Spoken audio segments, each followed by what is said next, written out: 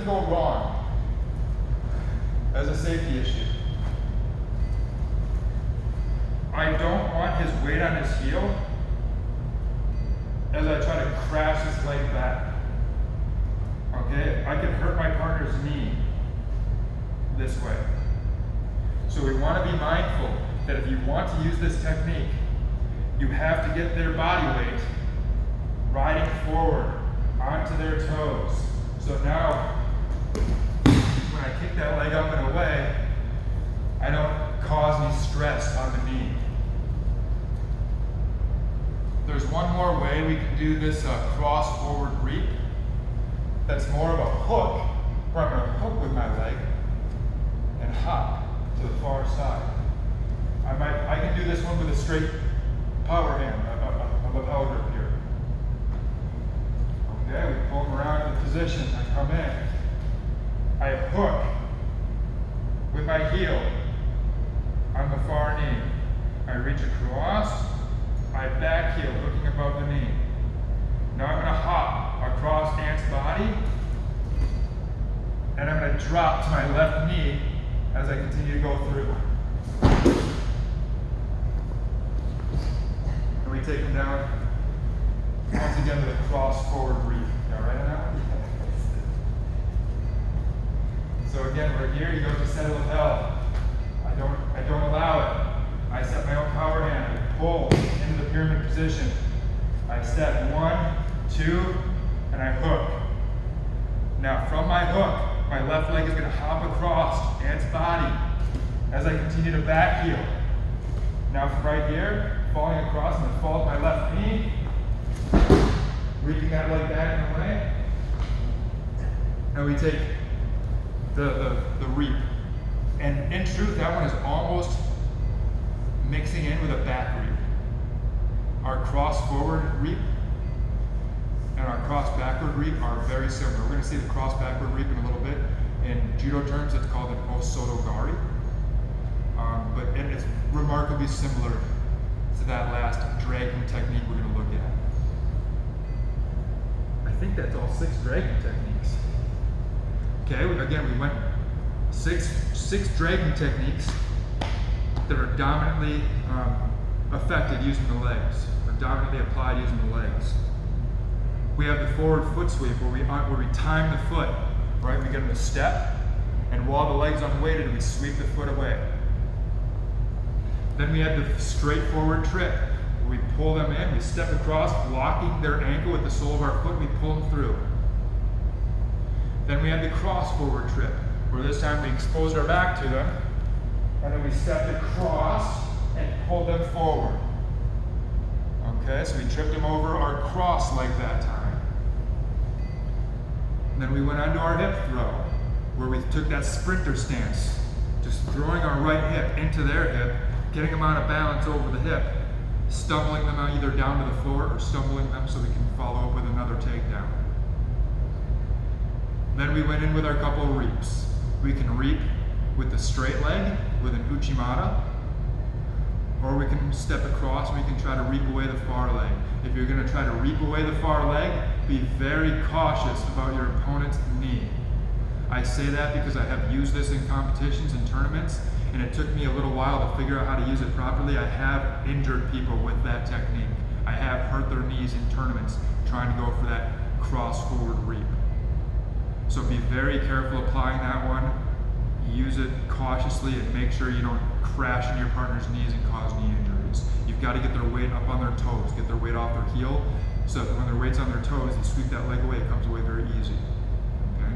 So the 6 techniques we went over: the foot sweep, the straight forward trip, and the cross forward trip. The hip throw, the straight forward reap, and the cross forward reap. Now it's time to look at our driving takedowns, when our opponent's weight is not on their toes, but now our opponent's weight is on their heels. Now they're sinking back in a backward direction. We saw where there's arm dominant takedowns, heel picks, knee picks, single legs, double legs. But there are also driving takedowns where we can use our legs. And we're going to look at trips and reaps in a backward direction. We just looked at trips and reaps in a forward direction. Now we're going to look at similar methods, trips and reaps, in a backward direction. Trips, by the way, are, as they sound, blocking and pushing them over. Closely related to sweeping, which is where I actually sweep the leg completely out from underneath of them. And then a reap is where I don't use my feet, but I use my entire leg in this big reaping action. Just so you guys understand, when I say trips and reaps, so you understand, oh, a trip is where I'm just using my foot to trip them over, and a reap is where I'm hooking with my whole leg and back heeling with the leg, okay? So let's get ready to go into our driving takedowns from the feet. Leg dominant driving takedowns. Let's first look at the inside back trip. So I'm going to trip him with my foot inside his feet, so inside.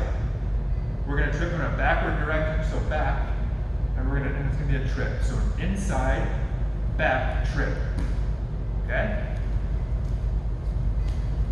From here, he goes for a lapel grip, I deny.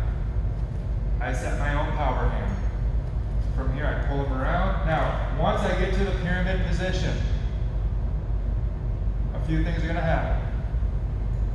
My right, let's talk about the left first. My left foot comes up to where my right foot is, so my right foot can block the back of the heel. Let's rotate. So when I come in, my left foot steps to the apex of the pyramid, so I can use the sole of my foot to go in and grab Ant's heel, just like so. Okay? Now, as I do this, if Ant's head is high like it is, and I go through, Ant can easily step off. So when I set my pyramid position, I'm getting ready to go into my coach guard, or my inside back trip. I want to stay heavy on Ant's head. My right elbow is going to move across the body, and I'm going to try to drive my right elbow underneath his armpit. I'm going to point my right elbow at his heel, and I'm going to get his weight onto his heels, just like so. Now I'm going to go in, and I'm going to pull. I go and I swipe and I pull as I commit my body weight down to the floor to drive him backward. A lot of people will fail with this technique because they don't commit their body weight. A lot of people will come in and just like that. It's a good way to get them to stumble. Remember, these trips are the jab of jiu-jitsu, so I can use this to get him to stumble and then go into a stronger form of takedown. That's certainly one good strategy. But if you're interested in actually getting him to the floor with these trips, you've got to apply the mechanics properly. We block. I'm here, I get to the pyramid position. Now from here, as I step in, I'm going to sag my body weight forward, almost like I want Ant to carry my weight. Okay? As I sag into him, my leg steps and I block. And as I sag in, I'm going to pull that leg out from underneath of him as I fall forward. So when we do this in more of a regular speed here, blocking, pulling around, and we're through. One more now. Here. Pulling around, you get to pull back, and we go in with our back trip. So that's an inside back trip. Now let's look at an outside back trip. As the name implies, I'm going to do it from the outside before we went inside the legs. Now we're going to go outside the legs. A couple different ways I can do this. We can either do this the way I just kind of showed, where I get that leg forward, I block and drive, but honestly that's not very effective. When I hit an outside back trip, or kosotogari, I want to hook his ankle and then kind of pull it up off the floor. Let me show you what I mean. Okay? So from this position, I'm in the pyramid position. I go through and I hook his ankle, just like so. Now I step to the lever position. My right steps here where I have leverage. Now from here, I'm going to use my left leg, pick his leg up, and I pull him into the hole.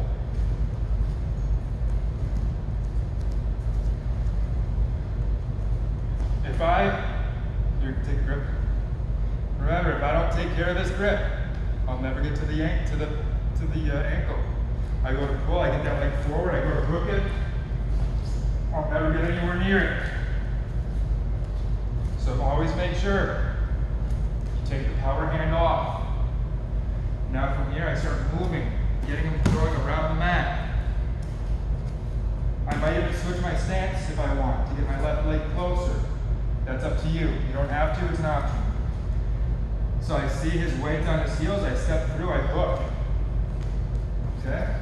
I step through, I hook. Now I'm going to hop to the leverage position, I'm going to pick his leg up, pulling his head into the hole.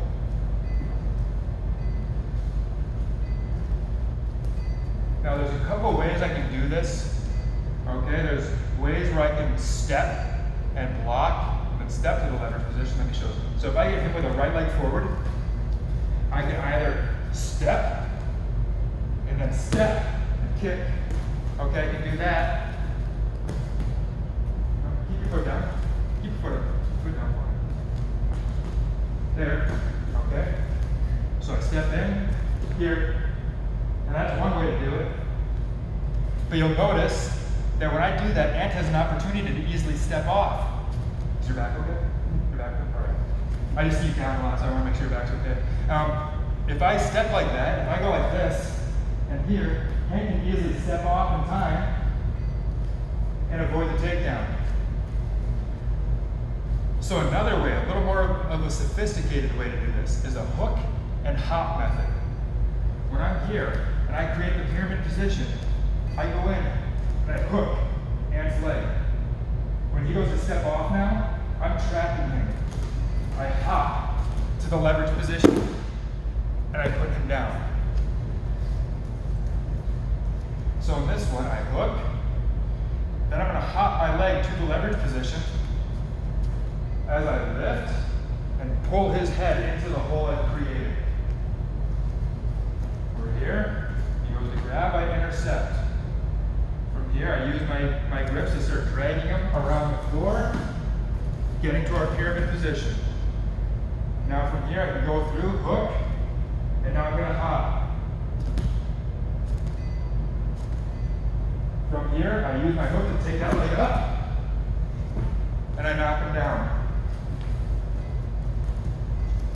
So one more time, kind of a regular speed. We're here, he goes for the lapel, break it off. Hook, if you hop to the leverage position, and put him down. So those are our inside back trips and our outside back trips. Now, we're going to go into a couple more techniques where we reap our opponent's leg away. An inside back reap and an outside back reap. Let's look at the inside first. The ouchigari, if you want the Japanese term. When I'm here, Ant grips the lapel. I strip the grip. I set my power hand on him. I walk, I pull it out, I separate his two legs. Here's something for you. Stand up. If I step across and pull him around, Ant's legs are relatively, hip, shoulder width apart. If I go to cross step and I really yank him around, oftentimes Ant's feet will get extra wide in making up for that lack of stability. So if I want him to separate his legs, a good strong pull will often get his feet separated. If I want to attack from the inside position, getting him to separate his legs is often a good thing. So we're in, we separate, we're here, I go around. Now from here, from the pyramid position, let's rotate right about, not coming from it, right here. I'm going to step into the pyramid position, my left leg steps in, my right leg comes back and I reap. I hook his leg with my right leg. As I do that, my right power hand comes up and over the shoulder. And now I'm just going to fall with my body weight into hands. Falling right into his closed guard.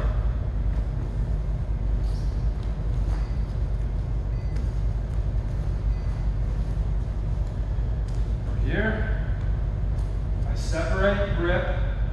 I establish my own. I pull him around the floor. I separate the feet. Here. Now, in reality, obviously, I'm moving him around the floor. But for the sake of the viewer, we're going to say I moved him around and we got to this position. I just want to give you guys a good angle. So let's say we moved him around and we created this scenario. I want to fall and put everything in a drive in backward direction. One good way to do that is to take his lapel up over his shoulder and to hang off the back. I can start to take him in a backward direction, and this is pretty good. So again, as I come in, one thing I can do, I can take this power hand, go up and over the shoulder, just like so. That will allow me to pull and drive in a backward direction, and take him down in a driving direction, like so. I could do that with my knee picks as well. Remember last week our knee pick? I can come in with my knee pick, and throw that up and over the shoulder. Just an extra way to use that power hand to get some backward driving power. Anyway, I'm in here.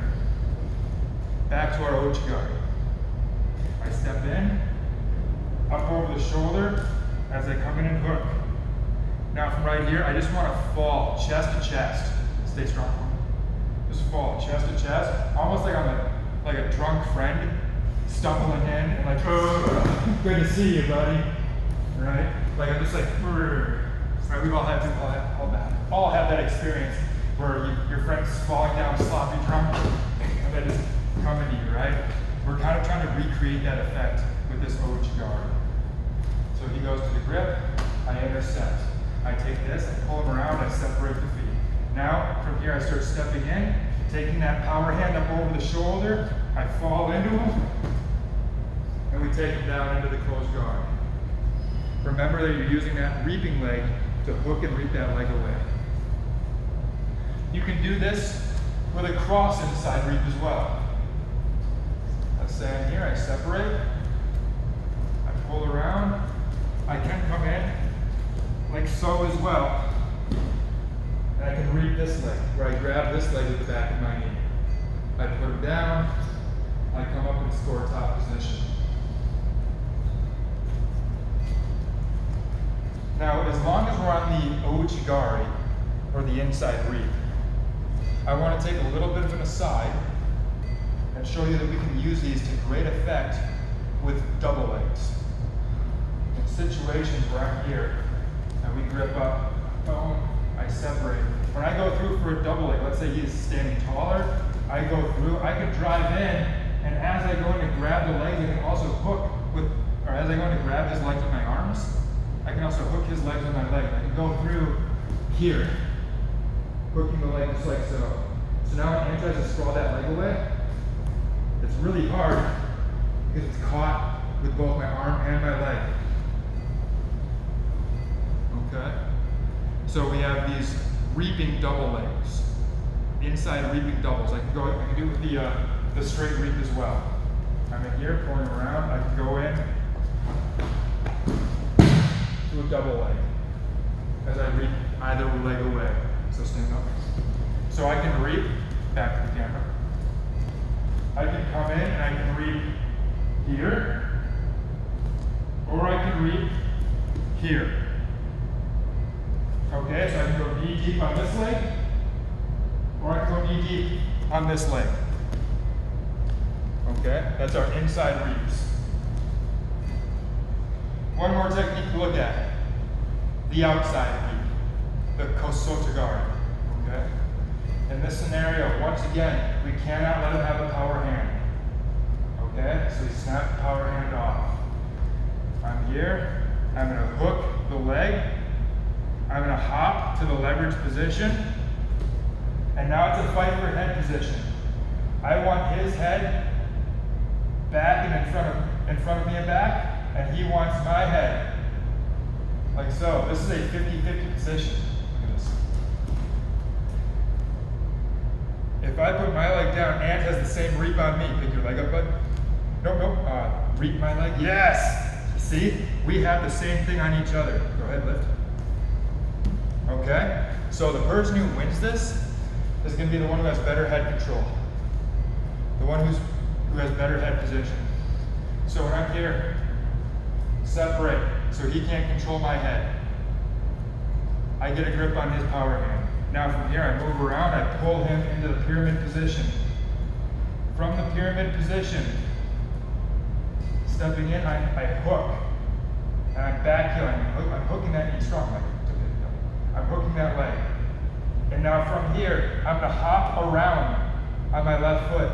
As I lean forward, hop, hop. I'm continuing to pull Ant's head toward me and back, hop.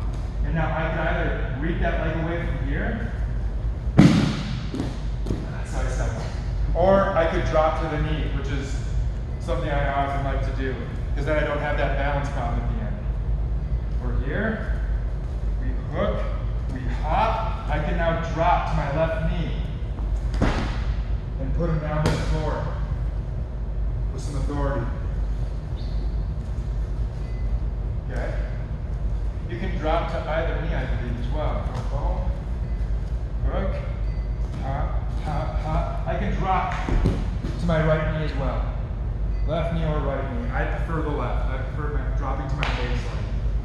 I like to keep this leg reaping up as I drop to this knee. When I drop to the knee, once again, that helps me impart more body weight, more momentum into the throw. We hop, hop, hop, drive, falling down to the floor as we continue to reap that leg up and away.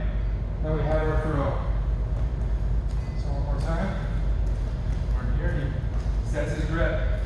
So I come in, I break that grip off, I set my own power hand, I get him out of position, step in, we hook, hop, hop, hop, throw him down, and we have our Kosotogari, or the outside back reap.